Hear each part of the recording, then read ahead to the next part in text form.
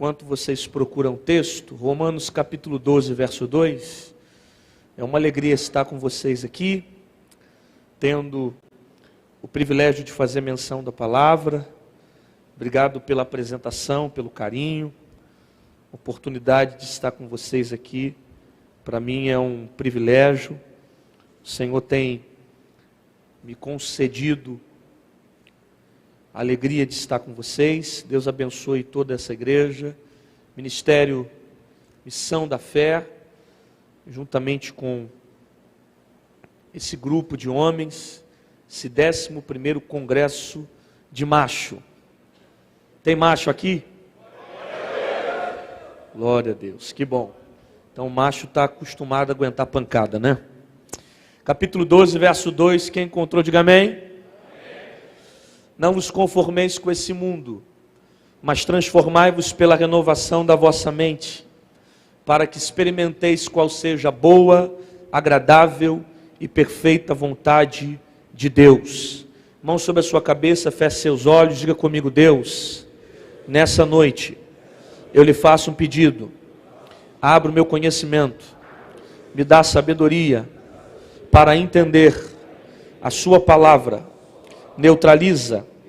Neutraliza toda inquietação, todo bloqueio, dor de cabeça, sai agora, fraqueza, cansaço, mal-estar, dor no corpo, nas mãos, nos pés, nos ossos, nas articulações, saiam agora, setas malignas, principados, potestades, demônios, saiam agora. Diga: Deus, eu preciso ouvir sua voz, fala comigo, porque só saio daqui depois de te ouvir. Amém. Ainda de pé, coloque a sua Bíblia sobre o seu assento, pegue na mão de alguém que está perto de você, olhe para esse irmão, vê se ele parece primo, vê se não é irmão. Se for primo, daqui a pouco vai se converter e vai virar irmão. Com muito carinho, balance ele até ele dar um glória a Deus, um aleluia. Faz o seguinte, aperta a mão dele até ele falar ai, aleluia. Pegue na mão dele e diga assim: nessa noite, Deus tem uma palavra de alinhamento para o seu coração. Tem alimento para a sua alma. Não é o que você quer ouvir, mas tenho certeza, você precisa ouvir. Estamos em festa, e toda festa tem docinho, salgadinho, mas o que alimenta é o bolo. Tem um pedaço só para você. Diga: porém, eu nunca vi ninguém comer de boca fechada.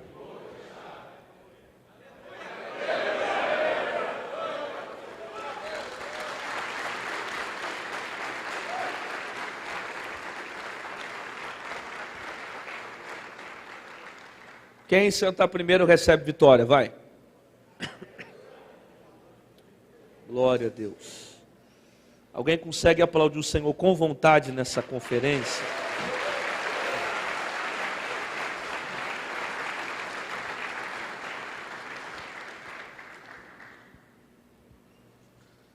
Por volta de quase 4 anos, o Senhor tem me confiado mensagens que falam a respeito de caráter.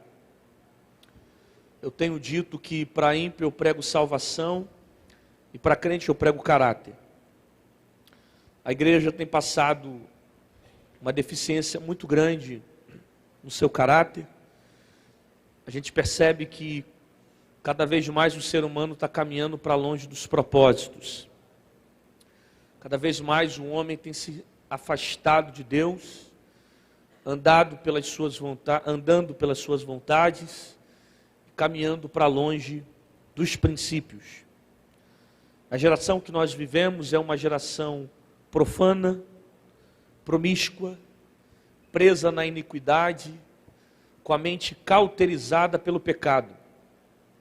E diante de uma geração imoral, corrupta, apenas uma palavra me faz gritar enquanto eu ainda tiver fôlego, que é a palavra chamada santidade.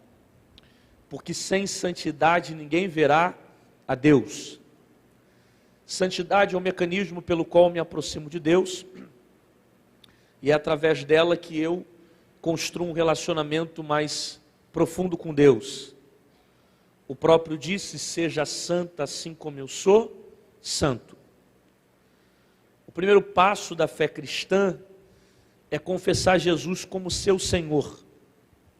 O segundo passo é viver com Ele em um processo de santificação. Eu não me santifico para ser salvo, porque se eu disser que eu me santifico para ser salvo, eu vou estar anulando uma palavra chamada graça. E a Bíblia diz que a salvação, ela não vem pelas obras, mas ela é dom gratuito de Deus.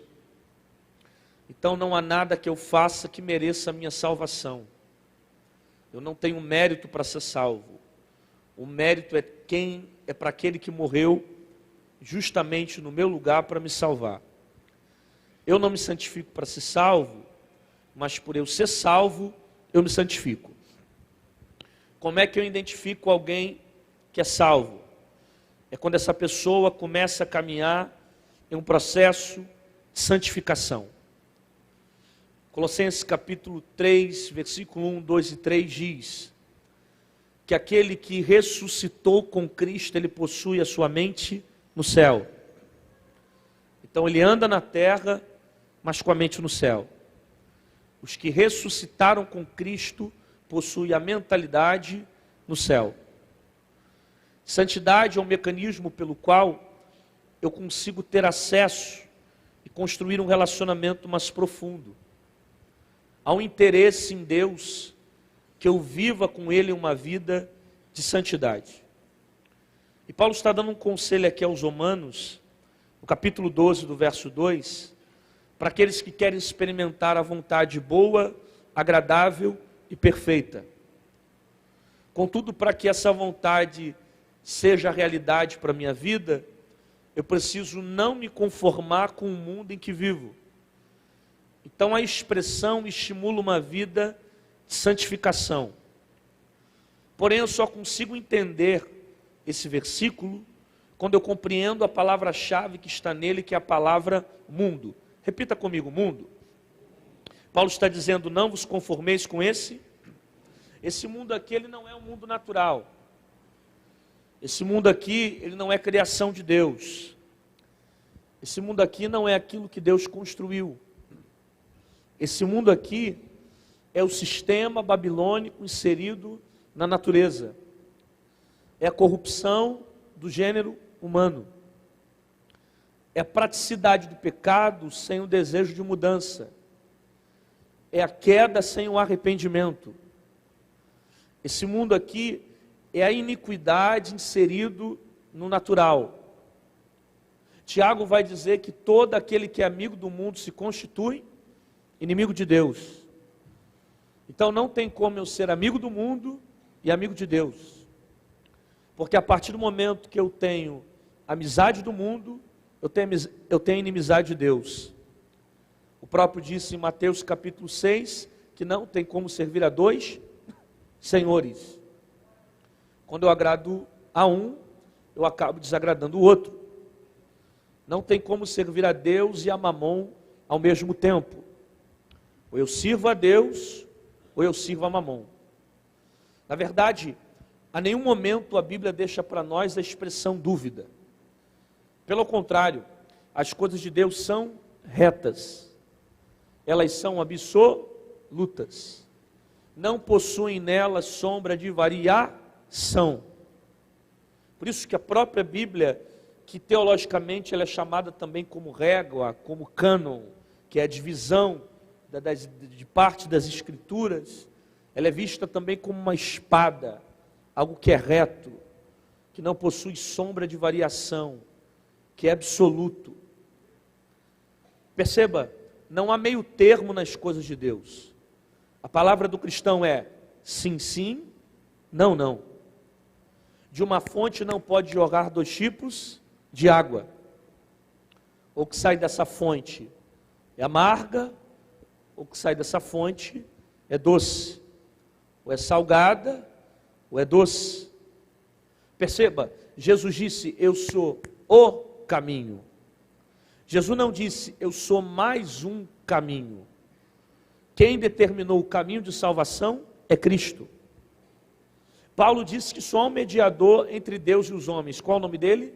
Jesus. Percebe? Não há sombra de variação nas coisas de Deus. As coisas de Deus são retas. Eu sou cristão, ou sou ímpio. Eu sou carnal, ou sou espiritual. Ou tenho vida com Deus, ou tenho vida na iniquidade. O caminho pelos valores do céu, o caminho pelos valores da terra.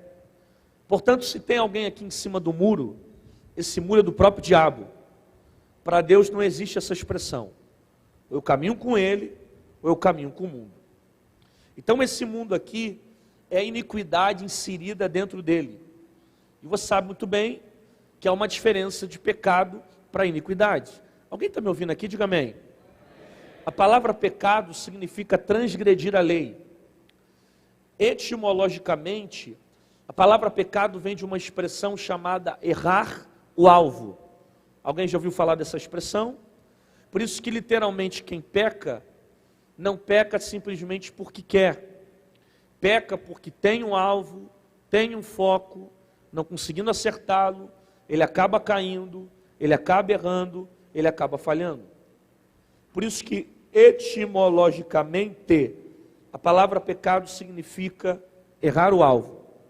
Ou seja, eu tenho um foco, tenho um propósito, eu tenho um sentido, não conseguindo acertá-lo, eu acabo caindo, eu acabo falhando, eu acabo errando.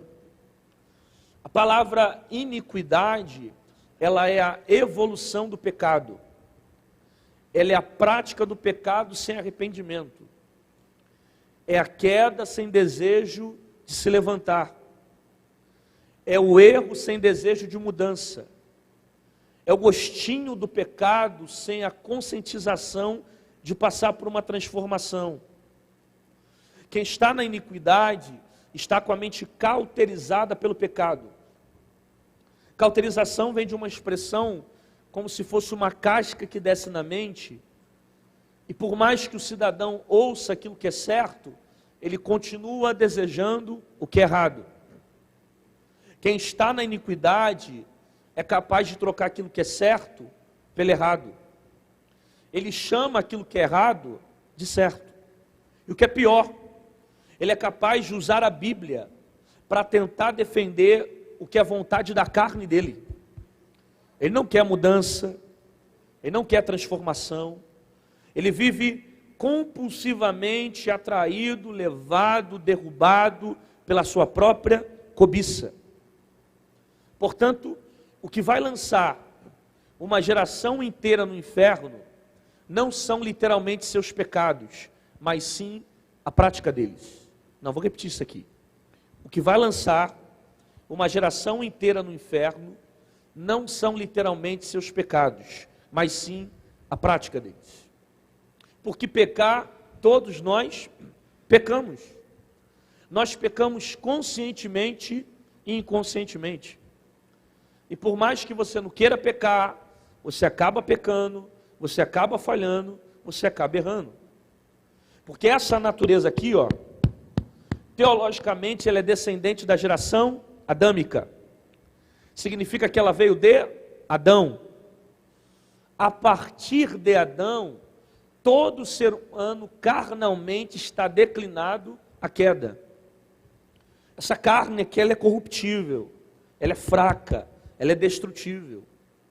Por isso que a Bíblia diz, Paulo falou, quando Jesus voltar para buscar a igreja, aquilo que era corruptível vai ser revestido pela incorruptibili, aquilo que é mortal pela imortali, porque essa carne ela é corruptível, ela é destrutível, ela é fraca. E foi Jesus que falou para os seus discípulos isso, dentro do Getsêmani. Jesus falou, vigiai e orai, porque o espírito está pronto, mas a carne é fraca. Ou seja, por mais que eu consiga alcançar um alto estágio da minha espiritualidade, a minha natureza continua sendo fraca. Essa carne aqui é fraca. A tendência dela é fraca. Apóstolo Paulo, que é para nós um exemplo na fé, ele dizia: o bem que eu quero fazer, eu não faço. O mal que eu não quero fazer, é o que eu faço. Paulo está falando dos desejos carnais, que tentam constantemente levá-lo para longe de Deus. Martinho Lutero dizia uma frase que chega a ser cômica. Ele dizia o seguinte: eu pensava que o velho Adão, ele havia se afogado nas águas do batismo, mas depois descobri que o miserável sabia nadar.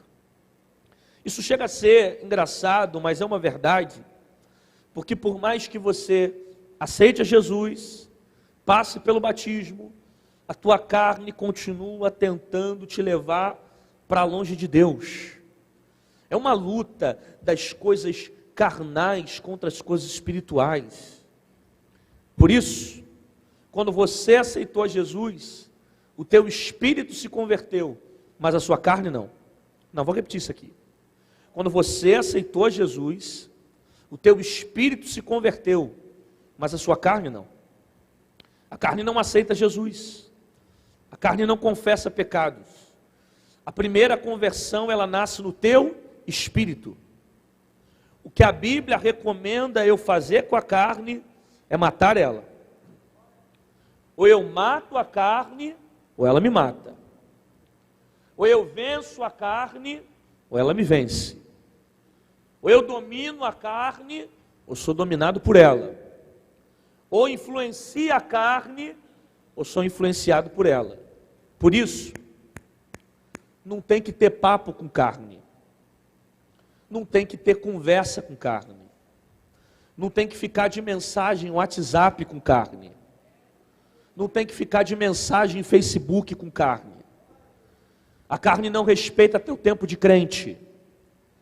A carne não respeita as línguas estranhas que tu fala. Bala, bala, rau. A carne não respeita as marchas que tu dá dentro da igreja. A carne não respeita teu anel de teólogo, teu título de doutor em teologia. Um mole que você dá para ela, ela destrói a sua vida espiritual e acaba com tudo que você construiu diante de Deus. É por isso que eu gosto de José, porque José era alguém que conhecia a sua natureza. Ele está diante da mulher de Potifar. Segundo a Bíblia, ela seduzia ele pelos bastidores. Ele poderia cair com ela, que ninguém ia ficar sabendo. Você sabe que é nessa hora que a gente revela o nosso caráter, porque caráter não se revela na frente, caráter se revela por... Ele está diante da mulher de Potifar. Ele pode cair com ela. E o que ele faz? Ele foge. Porque ele sabe que ele é fraco. Se ele ficar, ele vai cair. E qual o problema dessa geração? O problema é que essa geração está batendo papo com a mulher de Potifar. Está deitando a cabeça no colo de Dalila. Está conversando com serpente no jardim. E cai. Cai porque não reconhece seus limites. Cai porque não reconhece suas fraquezas. Irmão, você precisa entender isso aqui. Tem laços que Deus vai cortar. Só que existem outros que é você que tem que fugir. E vou dizer mais. Eu prefiro ser fraco e fugir daquilo que eu sei que sou fraco, do que me achar forte e cair nas propostas que o diabo preparou para mim. E digo mais, eu prefiro andar com gente que é fraca, mas pelo menos reconhece os seus defeitos, do que gente que diz que é forte, esconde os seus egos debaixo do altar e vive arrotando santidade no meio da igreja. Pastor, o que você está querendo dizer que até agora não estou entendendo? Eu estou dizendo que durante um bom tempo a igreja afirmou, dizendo que o nosso pior inimigo é o diabo. Mas eu vim dizer para você que o seu pior inimigo não é o chifrudo. Seu pior inimigo é você mesmo. A natureza pecaminosa que está em você. que tenta todo dia te levar para longe de Deus. E eu te provo em poucas palavras que a tua carne é pior que o diabo. Quer ver? Primeiro, a Bíblia diz que aquele que é de Deus, o maligno não. O diabo só pode tocar em você diante de duas possibilidades. Primeira, permissão de Deus. Segundo, legalidade. O diabo, ele foi vencido na cruz do Calvário. Por isso a teologia define ele como um derrotado. Agora tu pensa comigo, o diabo já foi vencido. E a carne? Eu tenho que vencê-la todo santo dia. Você venceu ontem, tem que vencer hoje. Venceu hoje, tenho que vencer amanhã. É uma luta das coisas carnais contra as espirituais. Ah, você não foi convencido? Se manifestar demônio aqui nesse culto, eu paro de pregar, expulso o demônio e continuo a mensagem. Agora e a carne? Que não tem como expulsar ela da tua vida? Não tem como dizer, sai carne, sai não, irmão. Ela continua presente aí. Eu estou pregando, a carne está aí. Eu estou ministrando, a tua carne está aí. Você está lembrando do cheiro do churrasquinho que está entrando na igreja? Essa vontade de comer carne absoluta. É a mensagem no WhatsApp que está sendo atualizada. É os compromissos que você tem amanhã. Por quê? A carne não quer morrer na sua vida. Dentro de você tem duas naturezas, carnal e espiritual. A que você mais alimenta é aquela que vai prevalecer. Pastor, e como é que eu venço a carne? Conhecereis a verdade vos libertará. Sabe o que eu acho engraçado? Que tem gente que tudo coloca a culpa no diabo. Não sei você, mas eu conheço gente que diz que tudo é demônio. Não, tem gente que diz que tudo é diabo. Tem gente que fala, não, eu menti porque o diabo me fez mentir. Eu roubei porque o diabo me fez roubar. Olha, eu não queria falar mal de fulana, mas de repente vem um demônio do inferno, entrou na língua e eu falei mal de fulana. Tem gente que tudo coloca a culpa no diabo. Olha, eu não queria cair com aquela menina, mas os pais dela não estavam em casa, estava tudo escurinho, de repente vem um demônio do inferno e eu caí com a garota. Tem gente que tudo coloca a culpa no diabo. Pergunte para mim, por quê? Ninguém quer saber. Pergunte, por quê? Realmente, ninguém quer saber. 1, 2, 3, vai. Porque demônio se expulsa, mas caráter se trata. Não, você não está me ouvindo não. Demônio se expulsa, mas caráter se trata.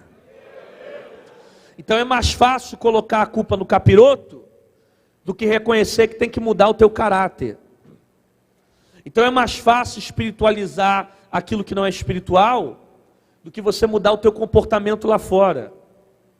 Então é mais fácil vir para cá, falar meia dúzia de língua estranha, do que você aprender a segurar a tua língua do lado de fora.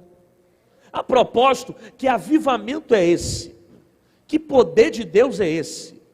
Aonde você pula na igreja, chora na igreja, cai na igreja, mas não consegue perdoar quem te faz mal lá fora, não consegue pagar quem você deve lá fora, não consegue ter uma palavra apenas lá fora.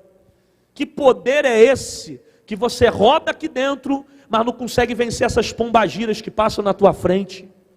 Você precisa entender o que é avivamento, irmão. Luiz Hermínio diz, avivamento não é cair na igreja, é aprender a ficar de pé fora dela. Ah, pastor, você está falando de um padrão de santidade que é impossível ter. Não, irmão, você que não conhece Bíblia, você precisa entender o que é santo. Santo não é aquele que deixa de pecar, santo é aquele que sempre se limpa. Eita, você não está aqui não. Porque aquele que confessa e abandona a sua transgressão, esse alcança misericórdia, porque Deus não quer ouvir desculpa, Deus quer ouvir confissão. Quer ver uma coisa? Quando Deus perguntou para Adão, Adão, onde tu estás? Deus sabia onde Adão estava, sim ou não? Não, vou perguntar de novo. Quando Deus perguntou, Adão, onde tu estás? Deus sabia onde Adão estava, sim ou não? Sim. Claro que sabia. Porém, Deus queria que Adão confessasse. Aí o que Adão faz? A mulher que tu me destes. Ele coloca a culpa em Eva, e Eva vai passar a culpa para a cobra. Ou seja, Um joga a culpa para o outro e ninguém reconhece os seus erros. Essa natureza adâmica, ela está dentro de nós. Nós apontamos os erros dos outros porque perdemos a capacidade de reconhecer os próprios defeitos. Um certo filósofo uma vez escreveu, se não me falha a memória foi Pondé, ele diz que o ser humano tem o costume de esconder os seus erros no defeito dos outros. Então eu aponto o erro do outro para tentar justificar aquilo que eu estou fazendo. Só que para Deus não existe pecadinho nem pecadão, tudo é pecado.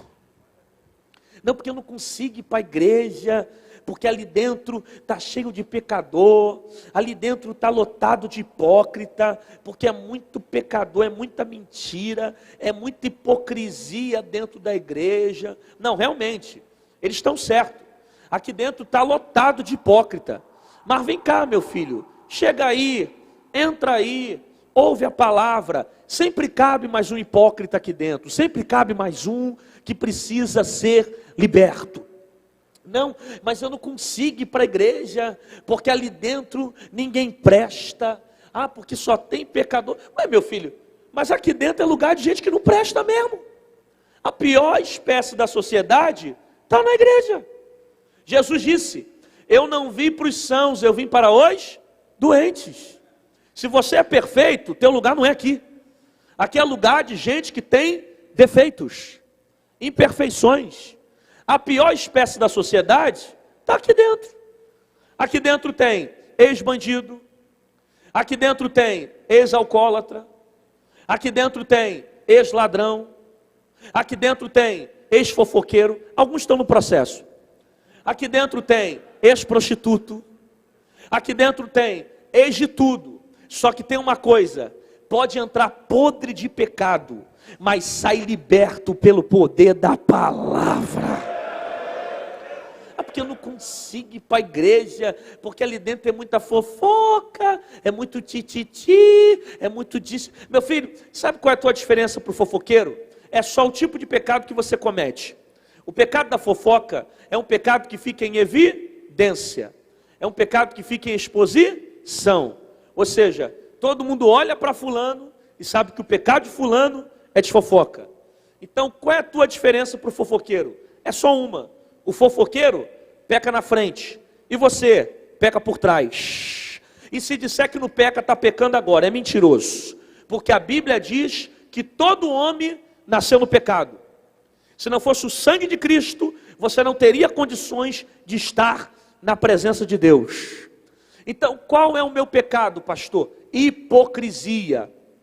Porque não consegue reconhecer teus erros, não consegue reconhecer tuas falhas, perde tempo apontando os erros dos outros, porque perdeu a capacidade de reconhecer os próprios defeitos. Do que eu te provo agora que tu é hipócrita? Você está ouvindo essa pregação e está pensando, meu Deus, cadê fulano? Beltrano era para estar aqui hoje, essa mensagem era para ele era para estar aqui, e eu não vim pregar para quem está em casa vendo Netflix, eu vim pregar para quem quer ser liberto pelo poder da palavra. Se tem uma pessoa que precisa de Deus, sou eu. Se tem uma pessoa que depende da graça, sou eu.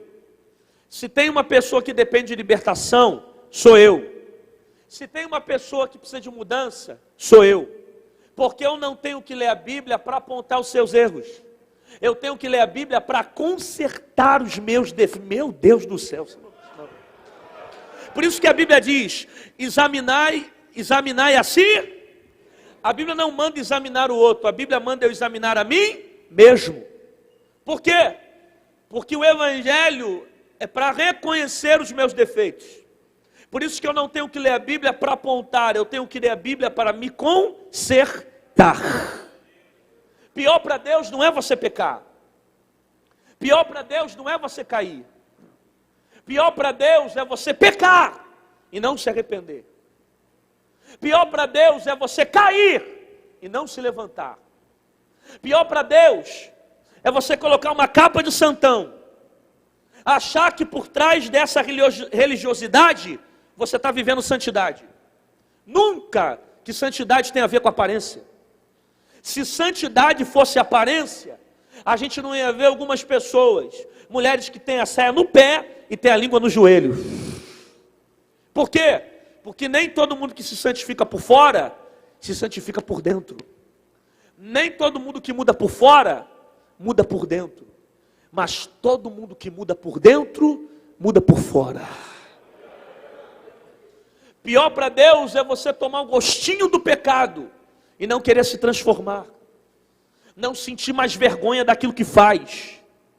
Ter o sentimento de culpa, mas não abandonar a prática. Pior para Deus é você fingir que não está nada acontecendo e viver uma vida de engano, de mentira. Ah, porque teu pastor não viu o que você está fazendo.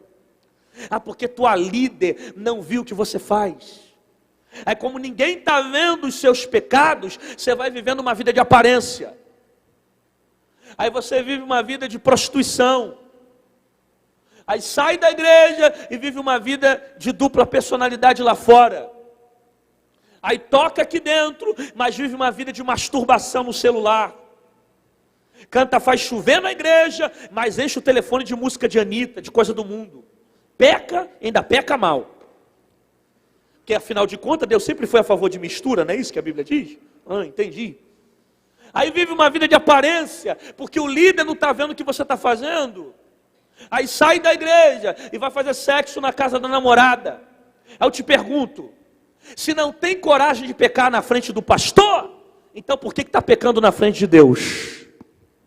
Hã? Será que Deus não estava presente quando você estava fazendo aqueles calabaça? Estava.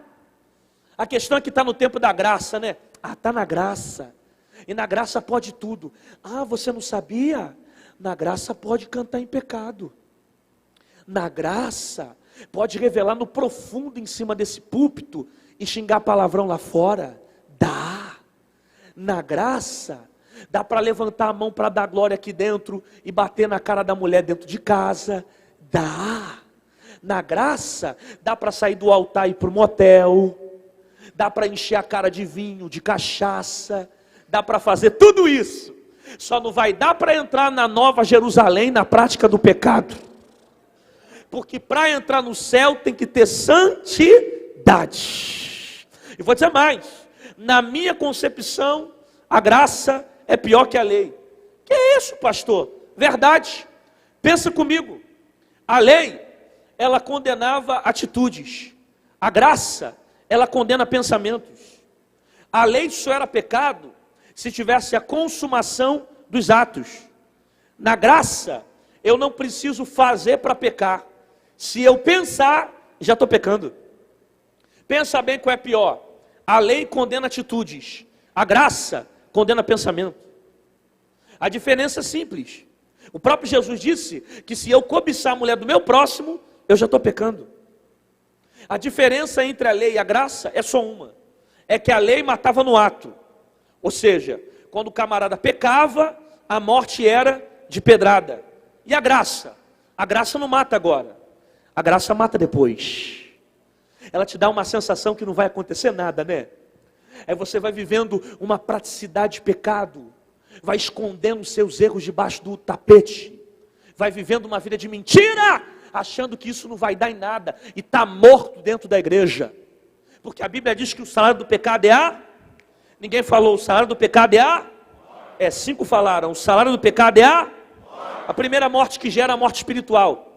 A segunda morte que gera morte física. A terceira morte que gera morte eterna. É por isso que você está perdendo vontade de orar. É por isso que você está perdendo vontade de ler Bíblia. É por isso que na hora que você começa a ler, dá um sono, cansaço. É por isso que você está perdendo vontade de buscar.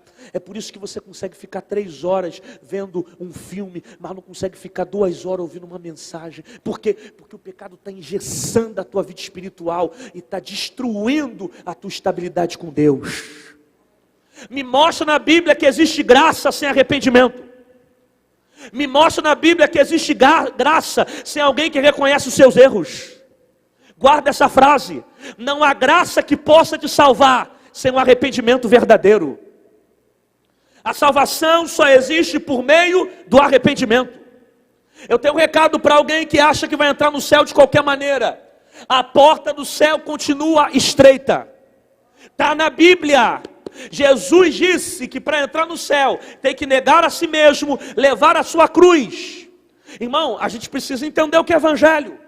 Porque a gente está ouvindo algumas coisas por aí, dizendo que quando você vai vir para a igreja, você vai ganhar muita coisa. E eu vim dizer para você, você está enganado. Te ensinaram errado. Evangelho não é ganho, evangelho é perca. Não, repito isso, evangelho é perca. Jesus diz que aquele que tenta ganhar a sua vida, esse a perderá. Mas aquele que perde a sua vida por amor a mim, esse a ganhará. Mas está no tempo da graça. Aí vai vivendo uma vida de aparência. Ah, porque está tendo sucesso, né? A agenda está bombando, está cheio de dinheiro no bolso, cheio de carro na garagem. Aí você acha o fato de você estar sendo usado por Deus, ou crescendo em uma determinada área, está achando que Deus está aprovando. Você está enganado, meu filho. Deus só te abençoa por causa da graça. Ninguém que está aqui recebe alguma coisa por causa de mérito. A gente só recebe por causa da graça. Deus não me usa porque eu mereço ser usado. Deus só me usa por causa da graça. Sabe o que significa graça? Graça significa favor imerecido. Vem comigo, graça significa favor imerecido. 10 falaram, graça significa favor imerecido. Ou seja, eu não mereço, só que Deus resolveu me usar. Isso é graça, é receber aquilo que não merece. Então não se trata do preço que eu paguei para ser usado nessa noite, mas sim do preço que Jesus pagou para poder me usar. Não é o que eu faço, é o que Jesus já fez. Isso é graça, é receber aquilo que não merece. Ninguém é usado por causa de mérito. Nós só somos usados por causa da graça. Por isso, não fica vislumbrado quando você está vendo alguém em cima de um púlpito, pregar muito bem, cantar como ninguém, tocar. Nossa, como Deus usa, como Deus se agrada. Ih, meu filho, tudo isso é graça. Ninguém merece nada, ninguém recebe nada porque merece. Só recebe por causa da graça. Você está vendo isso aqui? Está vendo isso aqui? Alguém me ouve aqui? Diga amém. Isso aqui é a imagem que eu construí para vir pregar hoje para vocês. É a imagem. Deus não tem compromisso com essa imagem aqui. Por quê? Essa imagem feia aqui que está pregando, esse branquinho aqui, barbudo, parece um Bin Laden, esse blazer aqui estranho, né? É a imagem que eu estou usando para pregar para você. Deus não tem compromisso com essa imagem. Porque eu posso ter uma imagem de profeta em cima desse púlpito e dentro de casa bater na minha mulher. E você olhar para mim e dizer, nossa, que santo homem de Deus. Porque Deus não tem compromisso com imagem, Deus tem compromisso com essência. Eita Jesus, você não está aqui não. Imagem fala daquilo que eu quero mostrar. Essência fala daquilo que eu sou. E Deus não tem compromisso com aquilo que eu mostro na frente dos outros, mas sim com aquilo que eu sou, quando ninguém está me vendo. Você está vendo isso aqui? Isso aqui é personalidade. Eu posso ser tão educado com o Senhor, como eu posso ser mal educado com o Senhor. Dependendo da forma como você me trata, vai revelar a minha personalidade. Isso é personalidade. A gente se comporta segundo a forma que nós queremos. Caráter não. Caráter não se trata daquilo que eu quero mostrar, mas se trata daquilo que eu sou. E dificilmente nós revelamos o nosso caráter na frente.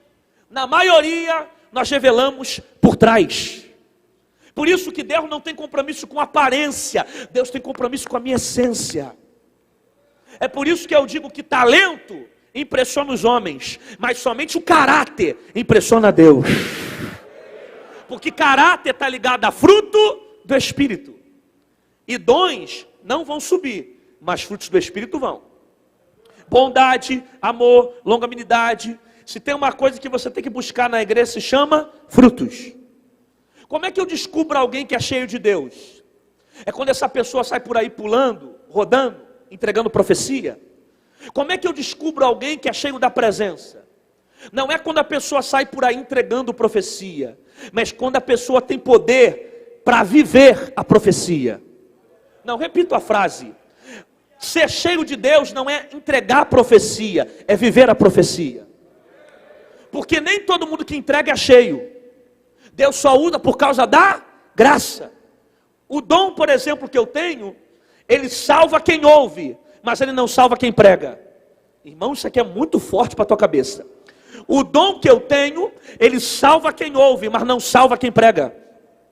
Jesus disse isso, que eu poderia ganhar o mundo inteiro e no final perder a minha própria salvação. Por quê? Porque ser usado é uma coisa, ser aprovado é outra. Nem tudo que Deus usa, Deus aprova. Então não fica vislumbrado quando você está vendo pessoas sendo usadas em cima de um púlpito. Ih, irmão, púlpito é uma coisa, altar é outra. Nem todo mundo que está em cima do púlpito tem uma vida de altar. Púlpito é o que eu revelo na frente dos outros. Altar é o que eu construo na frente de Deus. A gente aprende a técnica do púlpito. Isso aqui é uma técnica. Falar, se comunicar em público. Você aprende, faz um pouco de exegese, hermenêutica. Você vai aprender a arte de construir um sermão. A pessoa aprende a técnica do púlpito. A gente aprende a fazer a nota que faz o povo chorar. A gente aprende a aumentar a voz que gera barulho na igreja. Por isso que nem todo movimento é avivamento. Apesar de avivamento gerar movimento, mas nem todo movimento é avivamento. Barulho não é poder de Deus, porque lata vazia também faz barulho. Pergunta para esse irmão, vai dar glória ou vai fingir que não é contigo? Pergunta, vai dar glória? Porque estou vendo que... Púlpito é uma coisa, altar é outra. Então não fique impressionado com o que você está vendo aqui em cima. Porque nem sempre as pessoas que estão em cima de um púlpito têm uma vida de altar. É por isso que essa geração aprendeu a cantar no púlpito, a dançar no púlpito, a rodar no púlpito, a viver uma vida de aparência no púlpito. E vive uma desgraça de imoralidade lá fora. Por quê? Porque não entendeu o que é altar. Não entendeu o que é ministério. Eu não preciso de um microfone na mão para ter ministério. Eu não preciso pregar aqui nessa noite para ter ministério. Se eu voltar para minha casa e não trouxer uma palavra aqui, eu continuo tendo ministério. Porque o meu ministério não começa em cima de um púlpito. O meu ministério começa dentro da minha casa. Você precisa entender isso aqui.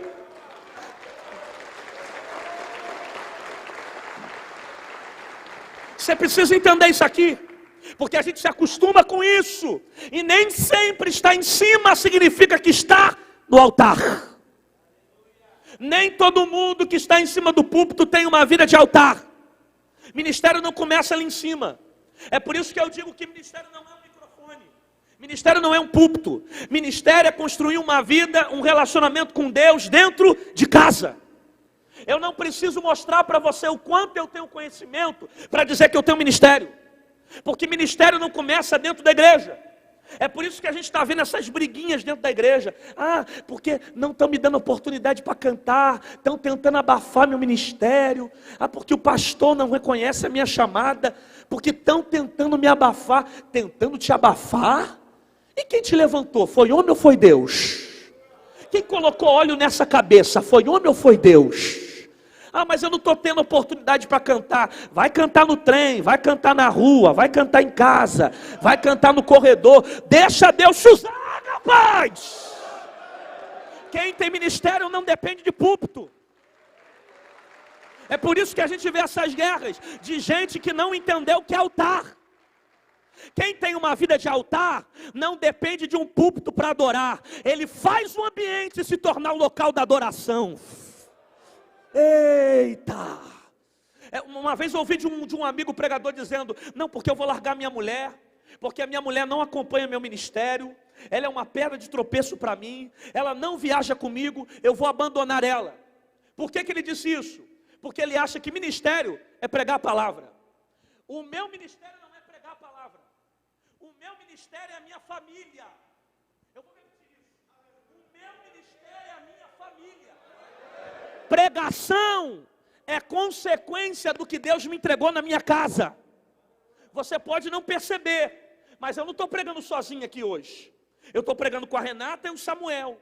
Você não conhece eles, mas eu sou o sacerdote da minha casa. Renata, minha esposa, Samuel, meu filho. Eu sou a representatividade da minha família. Tudo que acontece comigo respinga sobre eles. Então meu ministério não é isso aqui. Meu ministério começa dentro da minha casa.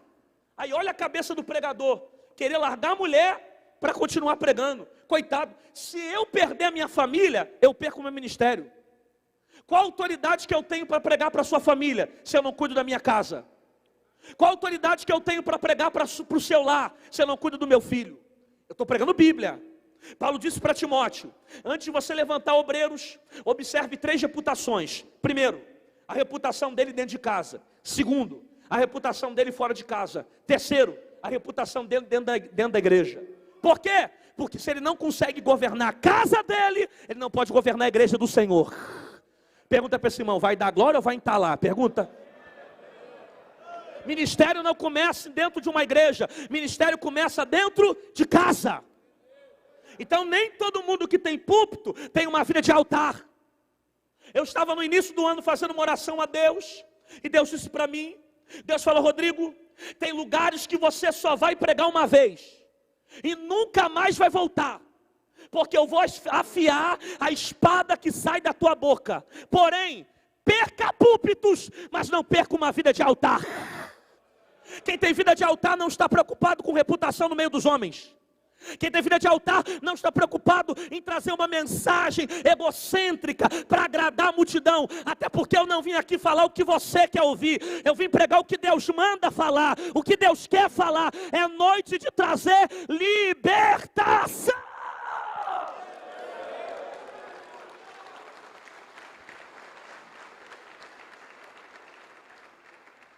Ser usado é uma coisa, ser aprovado é outra. Por isso que eu digo que nem tudo que Deus usa, Deus aprova. É por isso que você está murmurando com Deus, e você reclamou com Deus esses dias. Poxa, Senhor, eu estou numa prova, sou fiel, fulano é ímpio, macumbeiro, está aí toda semana viajando, e eu aqui no deserto. Sabe por que você murmurou? Porque você não conhece a palavra. Você está achando que a aprovação de Deus está ligada ao tempo que você vive. Eu te provo na Bíblia que o tempo que você vive não está ligado à aprovação de Deus. Quer ver uma coisa? A Bíblia fala sobre Jó. Perdeu os bens, perdeu os filhos, perdeu a saúde, só que continuou sendo um homem reto, fiel e justo diante do Senhor. Por quê? Porque nem sempre o cenário que você vive vai dizer se você está sendo aprovado ou não. Essa aqui é a base bíblica. Mateus capítulo 4. O Espírito de Deus vai levar Jesus para dentro do deserto. Aí o diabo vai levar Jesus lá para cima do pináculo. Aí eu pergunto para você, quem é que levou Jesus para o deserto? O Espírito de Deus. Quem é que levou Jesus lá para cima do pináculo? O diabo. Vou perguntar de novo, quem é que levou Jesus para o deserto? O Espírito de Deus. Quem é que levou Jesus lá para cima do pináculo? O diabo. Agora chega de ensaio. Quem é que levou Jesus para o deserto? O Espírito de Deus. Quem é que levou Jesus lá para cima do pináculo? Não, agora vem de verdade. Quem é que levou Jesus para o deserto? Quem é que levou Jesus lá para cima do pináculo? Agora para acordar esse irmão que está dormindo, eu sei, ele está cansado do trabalho. Quem é que levou Jesus para o deserto? Quem é que levou Jesus lá para cima do pináculo? Então tem gente que está lá em cima, mas é diabo que está levando. E tem gente que está no deserto, mas foi o Espírito que colocou lá. Não vos conformeis. No 3 você grita conformar. 1, 2, 3, vai. Conformar. Pelo amor de Deus, olha para cá. A palavra conformar vem de uma expressão do latim, transliterada uma palavra chamada tomar forma. Olha que interessante isso. Paulo está dizendo, não tome a forma do mundo. Em outras palavras, não faz o que o mundo faz. Não vive o que o mundo vive. Não viva pela influência do mundo. Por que a gente tem facilidade de viver o que o mundo ensina, mas não tem facilidade de viver o que a palavra está mandando? Spurgeon dizia, a igreja tem pouca influência no mundo, porque o mundo tem muita influência na igreja. Aleluia. O problema de uma igreja que é influenciada pelas coisas de fora, é uma igreja que não tem autoridade para pregar para o mundo. Não há motivos para o mundo vir para a igreja, se aqui dentro tiver a mesma coisa que lá fora. A igreja precisa ser diferente. A igreja precisa ser exemplo. Irmãos, nós estamos vivendo um tempo hoje, onde a igreja luta para ser parecida com o mundo. Eu estou vendo uma igreja que está copiando o mundo para tentar segurar jovens dentro da igreja. Eu vejo igreja copiando o mundo para tentar segurar adolescente na igreja, para tentar segurar mulheres e homens dentro da igreja. Eu tenho oportunidade de viajar pelo Brasil, já conversei com certos pastores, e eles disseram para mim: não, pastor, é só uma estratégia que a gente usa, porque senão o jovem não fica na igreja, senão o jovem não aceita Jesus, senão ele não tem vontade de vir para a igreja. Como é que é? Quer dizer que eu tenho que dar jujuba na boca de criança para ele ter vontade de aceitar Jesus? Quer dizer que eu tenho que dar bala na boca de jovem para ele ter vontade de vir para a igreja? Vamos ler Bíblia, gente. Conhecereis a verdade vos liberta. Me mostra na Bíblia Jesus copiando o mundo para segurar Zaqueu. Me mostra na Bíblia Jesus copiando o mundo para segurar os discípulos com ele. Me mostra na Bíblia Jesus se adequando à cultura romana para trazer mais discípulos para ele. Pelo contrário, quando eu leio a Bíblia, eu vejo uma certa feita, uma vez os discípulos falando: é duro esse discurso, é difícil de ouvir. Aí Jesus vai dizer: é difícil. Se não quer, pega as tuas coisas e vai embora. Por quê? Porque evangelho é para gente que quer carregar a cruz. Evangelho é para alguém que entendeu o que é eternidade, o que é salvação. Irmão, eu não vim pregar chave para você, eu não vim pregar Mercedes para você, eu vim pregar o céu. Se você quer morar no céu, a palavra que te transforma é a palavra de caráter. Alguém pode dar um grito de glória dentro dessa casa? Pergunta para esse irmão que está ao teu lado: vai dar glória ou vai fazer bico? Pergunta. A igreja não pode fazer o que o mundo faz. A igreja não pode viver o que o mundo vive. Nós estamos vivendo um tempo hoje onde as ferramentas estão substituindo a palavra. É a época coach. Agora migrou, né? Mais teologia da prosperidade. Agora mudou essa mentalidade. Não, pastor, você é contra essas ferramentas? Não, eu acho que a inteligência emocional, ciência, filosofia, tem um monte de coisa que vai ajudar e vai servir para agregar a sua vida, mas isso não vai te levar para o céu. O que tem que ter no altar é Bíblia. O que você tem que ouvir é a palavra. Aristóteles veio, mas já morreu. Einstein veio e já morreu. Esses grandes empreendedores vieram, estão vindo, daqui a pouco vão morrer. Agora só teve um que morreu e ao terceiro dia ressuscitou: Jesus. Você tem que ouvir falar dele, da obra dele, do que ele fez, do que ele faz. Só tem um que não erra, só tem um que não falha, só tem um que transforma, só tem um que liberta, só tem um que salva, só tem um que cura, só tem um que muda. Alguém pode gritar o nome dele nessa casa? A igreja não pode fazer o que o mundo faz. A igreja precisa ser diferente. A igreja não pode ser influenciada pelas coisas de fora. Ah, pastor, você está dizendo então que eu não posso conviver com gente que não é evangélica? Que eu não posso conviver com gente que não é do mundo? Não, irmão, não é nada aí disso. É claro que você vai trabalhar em ambientes onde as pessoas professam uma fé diferente da sua, onde muitas pessoas não são cristãos. Até porque Jesus não morreu para tirar você do mundo. Jesus morreu para tirar o mundo de dentro de você. Não, você perdeu a frase, vou repetir ela não. John Wesley dizia o seguinte: a conversão tira o cristão do mundo, mas a santificação, ela tira o mundo da vida do cristão. Perdeu de novo, vou repetir não. Spurgeon dizia o seguinte: santidade não é você se isolar do mundo, mas é você viver no meio do mundo sujo e não contaminar as suas vestes. Você quer um conselho?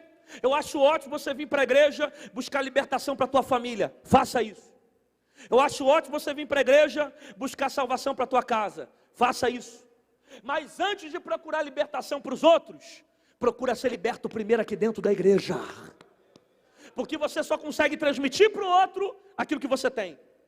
Se Cristo não tiver em você, você não tem autoridade para transmitir para o outro. Ah, mas a Bíblia diz que Jesus sentou na mesa para comer com pecadores. Verdade. Só não se esqueça, Jesus sentava na mesa para pregar para pecadores e não para pecar com pecadores. Jesus não sentava na mesa para fumar maconha com pecador. Jesus não sentava na mesa para tomar um vinhozinho com pecador. Jesus não sentava na mesa para ficar ouvindo as coisas da cultura romana com pecador. Se é para ir para o mundo, vá para pregar. Ou você influencia as coisas que estão lá fora, ou as coisas que estão lá fora vão te influenciar. Pergunta para esse irmão, vai dar glória ou vai fingir que não é contigo mesmo? Pergunta, vai dar glória? Que a cara está entregando. Não vos conformeis com esse mundo, mas transformai pela inovação da vossa mente. No 3 você grita mente. 1, 2, 3, vai. Ficou lindo, mas agora tu que repita. 1, 2, 3, vai. Não. 1, 2, 3, vai. Pelo amor de Deus, olha para cá. Paulo está dizendo, não se conforme com esse mundo, mas transformai pela inovação da vossa. Se eu não mudar a minha mente pela palavra, eu não mudo o mundo, nem circunstâncias, nem as coisas que estão ao meu redor.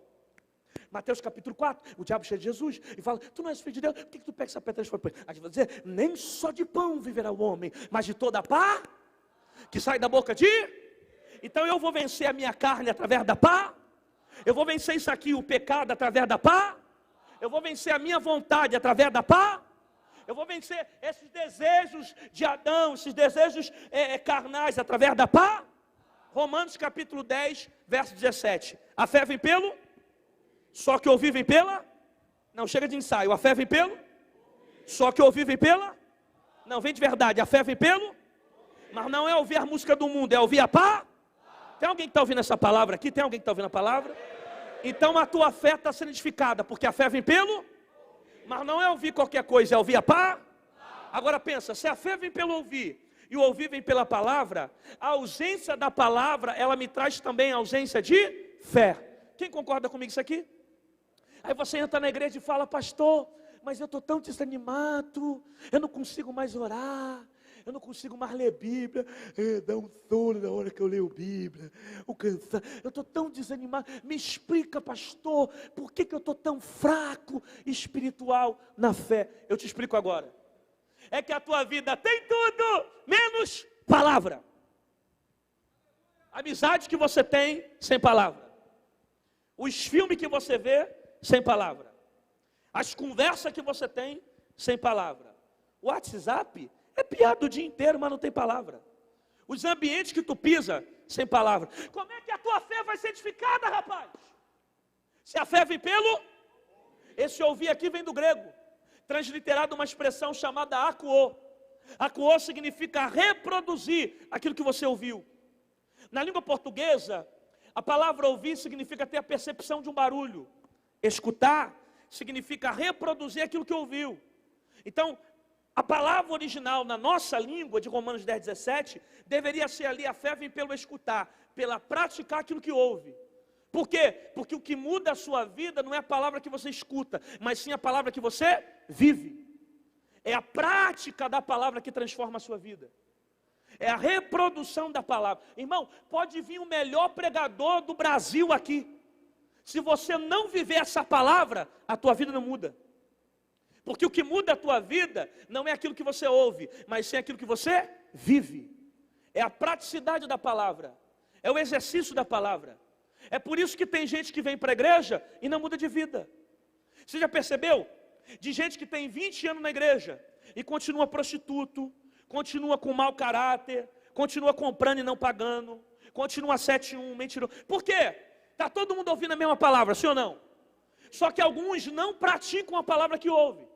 Em contrapartida, tem outros que chegaram ontem aqui, em menos de um ano, já largaram as drogas, deixaram a prostituição, estão valorizando a família, cuidando do filho, viveram uma nova vida. Por quê? Porque ele está praticando a palavra que ele ouve. É o exercício da palavra que transforma a sua vida. A fé vem pelo praticar, pelo exercer, pelo escutar. Irmão, tem umas coisas que me dá uma raiva. Não, mas me dá uma ira gospel. Mas tem hora que me dá vontade de dar uns tapas surianda gospel. Mas é um negócio que vem de dentro para fora. Porque pera. Eu não sou só pregador não, eu pastorei a igreja também. Há quase 12 anos eu sou pastor da igreja metodista de Bangu, lá no Rio de Janeiro.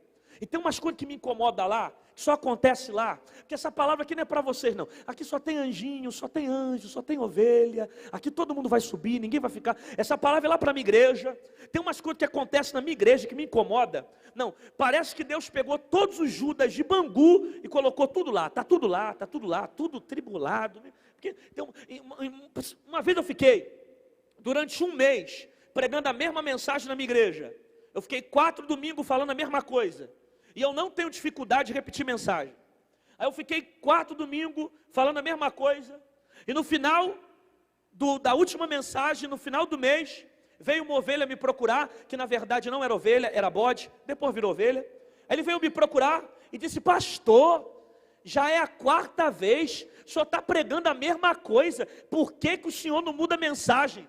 Eu olhei para a cara dele e falei: cara, como é que eu vou mudar a mensagem? Eu quero mudar a mensagem, mas você não muda o pecado, eu não mudo a palavra. Você acha que eu não quero mudar a palavra? Eu quero mudar. Mas quando você não muda a área que você peca, eu não mudo a mensagem. Para de pecar nessa área, que eu mudo a mensagem. Eu quero falar de outra coisa, de melzinho, mas eu não consigo. Por quê? Não para de pecar nessa área, então não muda a palavra.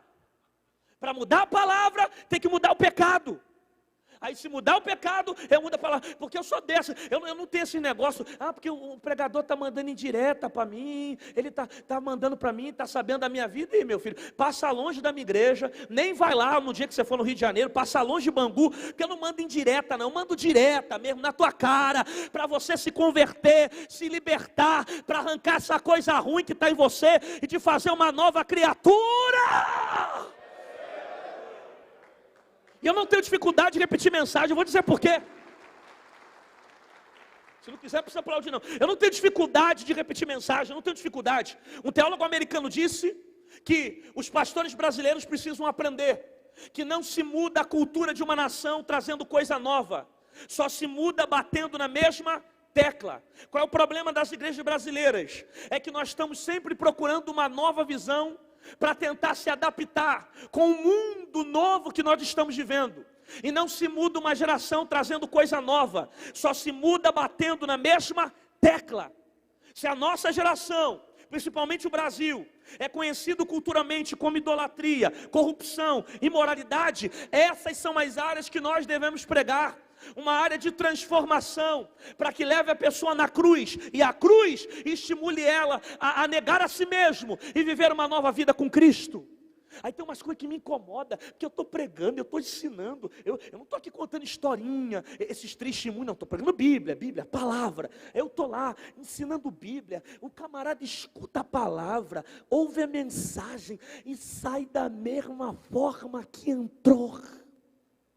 Eu fico doido com isso, porque eu estou pregando, estou ensinando, o camarada escuta a mensagem e continua com o mesmo caráter, continua com a mesma vida, continua com a mesma mentalidade. O pregador está suando, está ensinando Bíblia, aí o camarada tem 40 anos de crente, mas é 40 anos na fofoca, é 40 anos mentiroso, é 40 anos linguarudo, 40 anos falando mal dos outros, não se liberta, não se transforma. Aí tem 40 anos de crente, mas é 40 anos na mentira, arrogante, soberbo, prepotente, não desce para ninguém, não se liberta. Aí tem 40 anos de crente, mas é 40 anos com o mesmo caráter, vive na prostituição, pega as menininhas todinha da igreja, não quer casar nunca,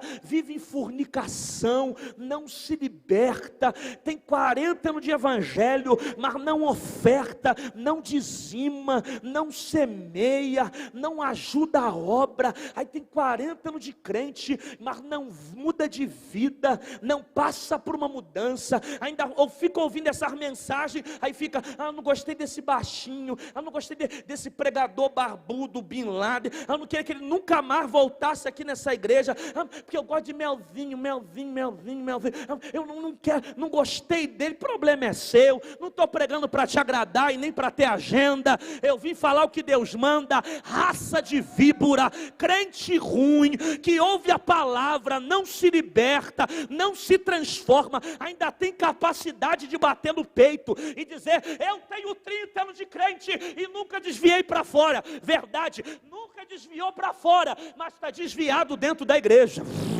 Está preso na religiosidade aqui dentro. E vou dizer mais: se você está ouvindo esse evangelho e você não está sendo transformado, é porque esse evangelho não está te transformando. Não, se você está ouvindo esse evangelho e a tua vida não está mudando, é porque você não está vivendo o evangelho.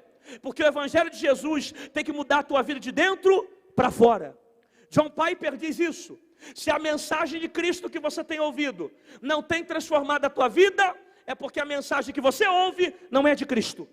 Porque a mensagem de Jesus, ela transforma a tua vida de dentro para fora. Scott Franklin diz: você pode nascer na igreja, ser batizado na igreja, ser sepultado pela igreja e acordar no inferno. Eita Jesus! Porque o que salva você não é ser gospel, o que salva você é nascer de novo. Você pode estar de segunda a segunda na igreja e ir para o inferno. Por quê? Porque não é a tua rotina que te salva.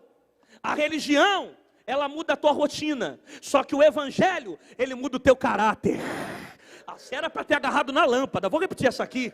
Religião muda a rotina, evangelho muda caráter. Diga isso para pelo menos 4. Religião muda a rotina, evangelho muda caráter. Diz: religião muda a rotina, evangelho muda caráter.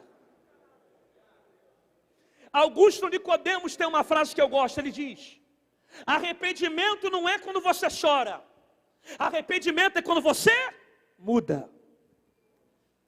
Porque nem todo mundo que chora muda, mas todo mundo que muda chora.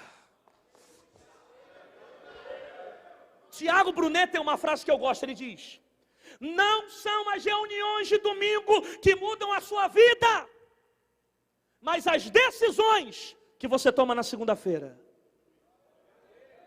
Porque não é o que você está ouvindo aqui dentro, é o que você vai praticar lá fora que vai mudar a sua vida. Essa conferência já começou uma bênção, mas o que vai mudar você não é a conferência, é o que você faz quando a conferência acaba. É a praticidade da palavra. É por isso que tem gente que peca, levanta, peca, levanta, peca, levanta, peca, levanta, peca, levanta, peca, levanta, e não consegue mudar de vida. Aí fala: pastor, mas eu quero mudar de vida, mas não consigo, o que eu faço? Eu te explico. Você está chamando de arrependimento, mas na verdade isso é remorso. Você sente a culpa, mas não abandona a prática. Arrependimento é mudança de comportar. Pastor, mas eu quero mudar e não consigo. Por que eu não consigo? Olha para cá, eu te explico agora. Você está tentando mudar a atitude. Ninguém muda a atitude se primeiro não mudar. Quem não muda a mente, não muda comportamento. Irmão, guarde isso aqui, pelo amor de Deus. A maior guerra que você enfrenta não é do lado de fora. A maior guerra que você enfrenta é na sua mente. Quem não muda a mente, não muda comportamento. Quem não vence aqui dentro, não vence do lado de fora. Quem não consegue vencer aqui dentro, não consegue vencer do lado de fora. Você está tentando mudar a atitude, mas ninguém muda a atitude se primeiro não mudar a mente. Quem não muda por dentro, não muda por fora. Quem não muda o interior, não muda o exterior. Quem não muda a mente, não muda comportamento. Pastor, mas então como é que eu faço para mudar a mente? Tem alguma coisa na Bíblia? A Bíblia tem resposta para tudo. Lucas capítulo 11, verso 35. A candeia do corpo é o olho. Se os meus olhos forem bons, todo o meu corpo será bom. Ou seja, se eu cercar os meus olhos com coisas que edificam, o meu corpo vai ser bom. Porque os meus pensamentos são formados pelaquilo que eu vejo. Eu disse que os meus pensamentos são formados pelaquilo que eu... Vem de verdade, os meus pensamentos são formados pelaquilo que eu... Se eu ver coisas que edificam, eu vou pensar coisas que edificam, eu vou fazer coisas que edificam. Mas se eu passo a maior parte do meu tempo acessando sites de pornografia, eu vou pensar pornografia, eu vou fazer pornografia. Por quê? Porque se eu quero mudar a minha mente, eu tenho que mudar os meus pensamentos. Quem não muda aquilo que pensa, quem não muda aquilo que vê, não consegue mudar aquilo que pensa. Quem não muda aquilo que pensa, não muda aquilo que faz. Se eu quero mudar aquilo que faço, eu tenho que mudar aquilo que penso. Se eu quero mudar aquilo que penso, eu tenho que mudar aquilo que eu tenho visto, aquilo que eu tenho enxergado, aquilo que eu tenho acompanhado. Se eu quero mudar aquilo que penso, eu tenho que mudar aquilo que eu vejo. Se eu quero mudar comportamento, eu tenho que mudar aquilo que penso. Eu só mudo aquilo que penso se eu mudar aquilo que eu vejo. Se eu não mudar aquilo que eu vejo, eu não mudo o que penso. Se eu não mudo o que eu penso, eu não consigo mudar aquilo que faço. Se eu desejo mudar o meu comportamento, eu tenho que mudar a mente. Eu só mudo a mente se eu mudar aquilo que vejo. Porque se eu mudar aquilo que vejo, eu vou mudar aquilo que eu faço. Os meus pensamentos são formados pelos meus olhos. Aquilo que eu vejo vai determinar o que eu penso. Aquilo que eu penso vai determinar aquilo que eu faço. Tem alguém que está comigo aqui nesse culto ou não? Eu vou dizer mais. O diabo não quer teu braço. Não. O diabo não quer tua perna. Não. O diabo não quer teu pé. Nananina, não. O diabo quer isso aqui, ó, a tua mente. Porque se ele dominar a tua mente, ele domina o teu corpo. Efésios capítulo 6, versículo 10.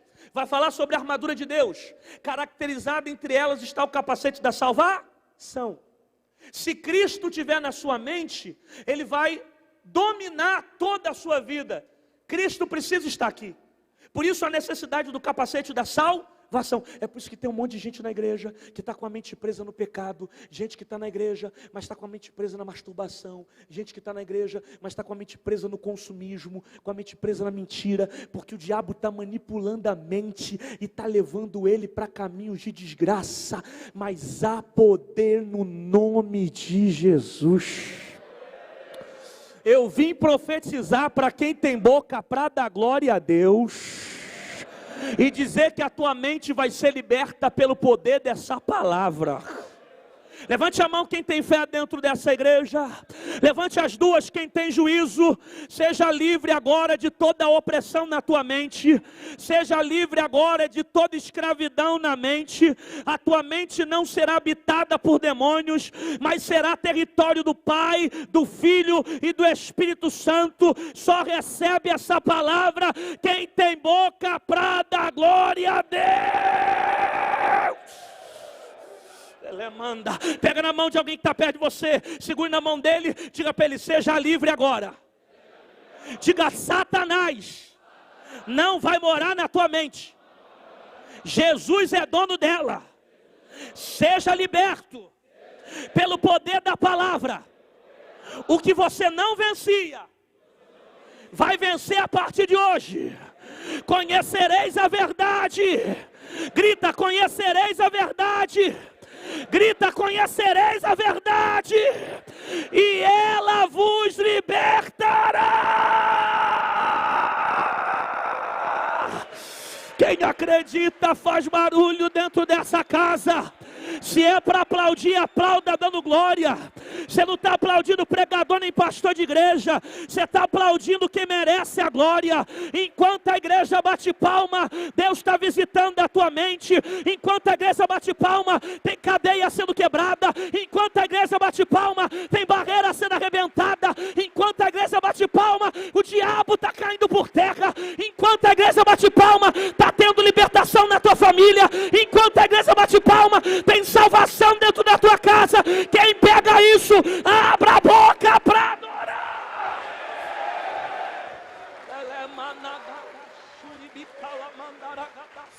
Você entrou aqui debaixo de uma guerra. Você entrou aqui debaixo de uma briga. O diabo estava tentando dominar a tua mente. O diabo está tentando dominar teus pensamentos. Você estava fazendo de tudo para ficar ligado. E é sempre uma guerra na hora que você vai orar. É sempre uma guerra na hora que você vai ler Bíblia. O diabo sempre tentando atacar a tua mente, tentando atingir você, tentando tirar você do propósito. O diabo está fazendo de tudo para te prender na prostituição, para você continuar escravo do teu passado, para você continuar preso às coisas do mundo. Mas eu vim dizer que você vai ser liberto agora.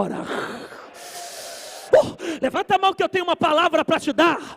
Levante as duas quem tem juízo. Se eu sou profeta para esse culto, em menos de 48 horas você vai viver a maior virada de libertação da tua vida. Mas só recebe essa palavra quem faz aquele barulho que o diabo não gosta de escutar. Vai, vai, vai, vai. Quem pode adorar? Quem pode adorar? Quem pode adorar? Tem glória a Deus Deus aqui, tem glória a Deus aqui, tem glória a Deus nessa casa. Essa casa tem glória. Deixa eu ver se tem fogo aqui em São Paulo. Deixa eu ver se tem fogo em São José do Rio Preto. Quem pode adorar?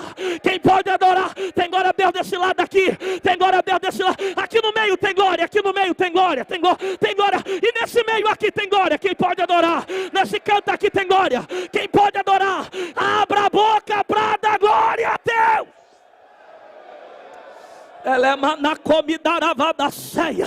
Pelo amor de Deus, diga para pelo menos 5. Cada glória que tu dá é um demônio que cai. Diz, cada glória que tu dá é um demônio que cai. Vai cair, vai cair, vai cair. Vai cair agora. Eu vou repetir, vai cair. Vai cair agora. Vai sair da tua vida.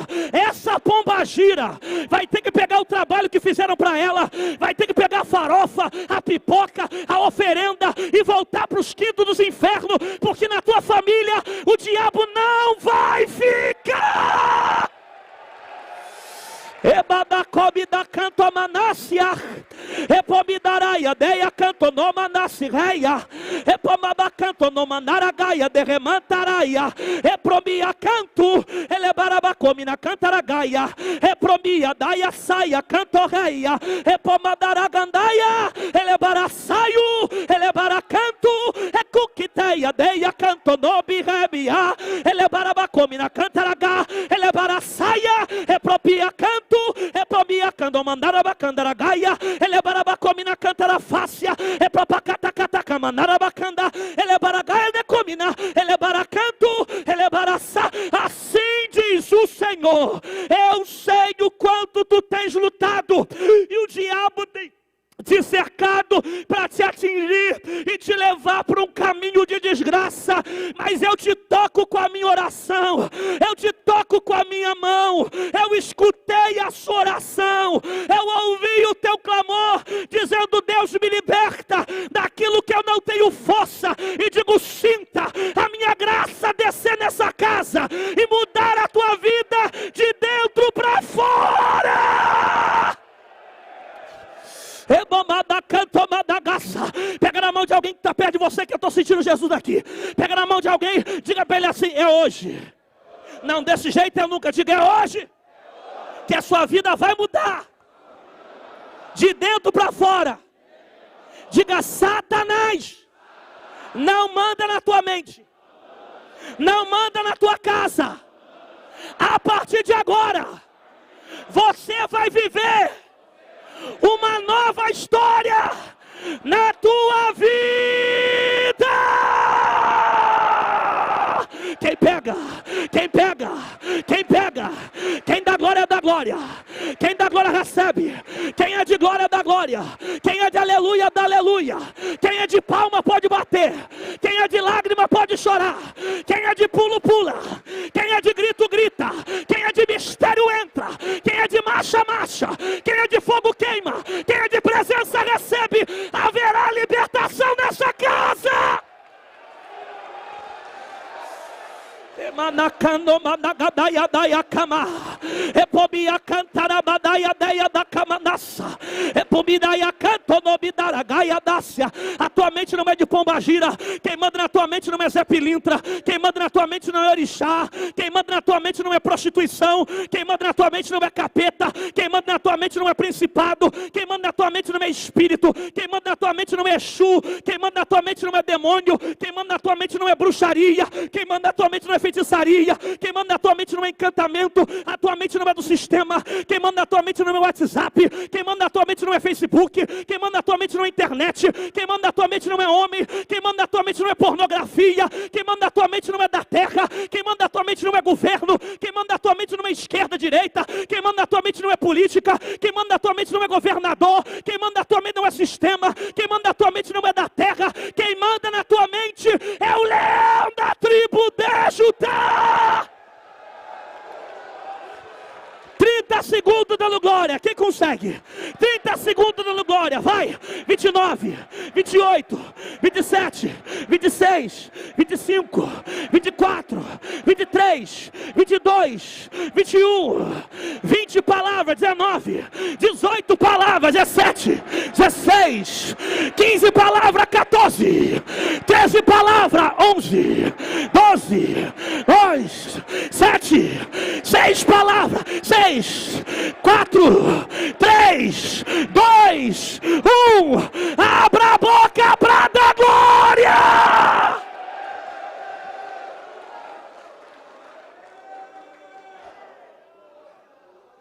Quem está recebendo, dá um glória do tamanho da vitória.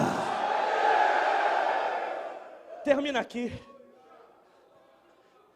Se você recebeu essa palavra, você vai dar um tapinha na mão de pelo menos 5 machos. Mas espera.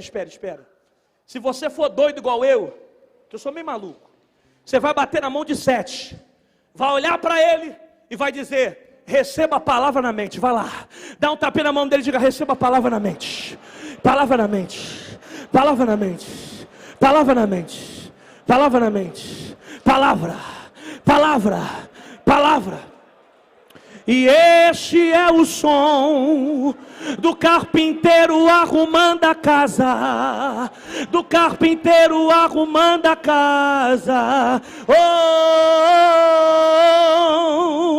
e este é o som do carpinteiro arrumando a casa, do carpinteiro arrumando a casa. Oh, e esse é o som do carpinteiro libertando a mente, do carpinteiro libertando a mente. Quem acredita, glorifica o nome do Senhor. E esse é o som do carpinteiro libertando a mente, do carpinteiro libertando a mente, libertando a mente, libertando a mente, libertando a mente, libertando a mente, libertando a mente, libertando a mente, libertando a mente, libertando a mente, libertando a mente, libertando a mente, libertando. E este é o som do carpinteiro arrumando a casa, do carpinteiro arrumando a casa. Oh. E este é o som do carpinteiro arrumando a casa, do carpinteiro arrumando a casa. E esse é o som do carpinteiro libertando a mente. Está quebrando as cadeias, está quebrando as correntes, está desfazendo as obras do diabo. Nenhuma ferramenta prosperará contra a tua mente. Quem pode sentir o toque desse carpinteiro? Quem pode sentir a graça desse carpinteiro?